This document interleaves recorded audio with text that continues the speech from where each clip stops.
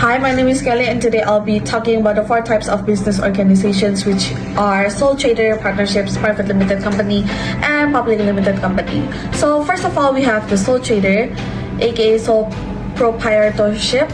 A sole trader is a business owned and run by one person. The owner keeps all profits but also accepts all liabilities. A more detailed version of this is a sole trader is a business owned and operated by a single individual who is personally responsible for all aspects of the business. Legally, there is no distinction between the owner and the business, meaning that the owner has unlimited liability for all debts and obligations. Profits are treated as the owner's personal income, and the business is actually simple to set up with minimal legal formalities. And for the advantages and disadvantages, you have full control, making you have quick decisions and simple accounting and lower setup costs. And also, the owner keeps all profits after tax. For the disadvantages, unlimited personal liability, meaning that personal assets at risk if business fails. Harder to raise capital, and growth may be limited. The business may depend heavily on also one person, which is you. Real-world example is most local freelancers, independent consultants, small shop owners, and sole traders register this way. The UK government explains how sole traders register for self-assessment and the responsibilities involved. An example for this is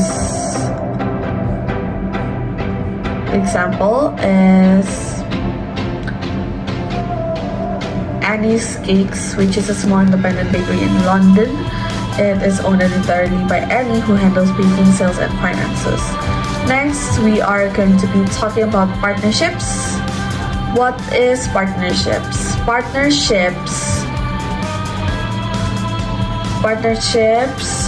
is a business owned by two or more people who agree to share profits, management, and liabilities.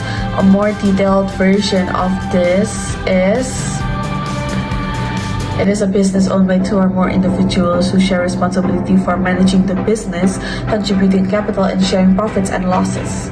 Unless it is set up as a limited liability partnership or LLP, partners usually have joint and several liability, meaning each partner can be held personally responsible for the full amount of the business's debts. The partnership is generally governed by a partnership agreement that outlines rights, duties, and the profit-sharing agreement and arrangement. And for the disadvantages and the advantages, we have for the advantages, relatively simple to form and combine skills and capital of several people, and shared responsibility, meaning workload and costs are split. And lastly, flexible management arrangements. Well, the disadvantages is that many partnerships expose partners to joint and several liability for businesses, debts, unless a limited liability partnership format is used. Potential for conflict between partners, dissolving or changing partners can be complex. A real-world example is that large professional firms, for example like big accounting and law firms, often operate as partnerships. The big four accounting firms historically use partnership structures where senior professionals are equity partners. And an example for this is we have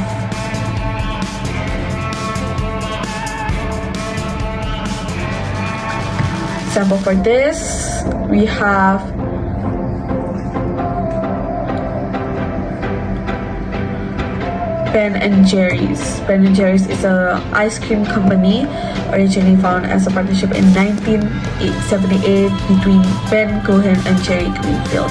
And next, we're going to be talking about the third one, which is private limited company. So what is a private limited company, or LTD, PVT, LTD? A private limited company is a separate legal entity owned by shareholders, but its shares are not offered to the public. So, the advantages of this are limited liability protects shareholders' personal assets, easier to raise capital by issuing shares privately, can be scaled, sold, or passed on more cleanly than sole proprietorship, and disadvantages are more regulation, reporting and administration, annual accounts, corporate and governance, and possible double taxation in some jurisdictions, corporation tax, then tax on dividends, depending on tax rules. Lastly, owners may have less direct control due to the board or directors. A real world example and also the brand is that IKEA.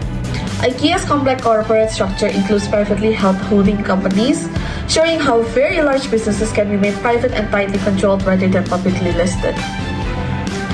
And lastly, we have the public limited company or PLC or public corporation. A public limited company is a company whose shares can be offered to the public and traded on a stock exchange. It's typically used by larger businesses seeking outside capital, and advantages of this are access to public capital markets, equity for growth and acquisitions, greater ability to raise large amounts of money, liquidity for shareholders, and often perceived as more prestigious and stable by customers and suppliers. For the disadvantages is that significant regulatory compliance and disclosure obligations, loss of some owner or control as shareholders, and boards influence strategy, subject to market pressures and short-term investor expectations. A real-world example is that Unilever PLC is a classic example of a public limited company, a multinational listed on public exchanges with wide shareholder ownership and comprehensive public reporting.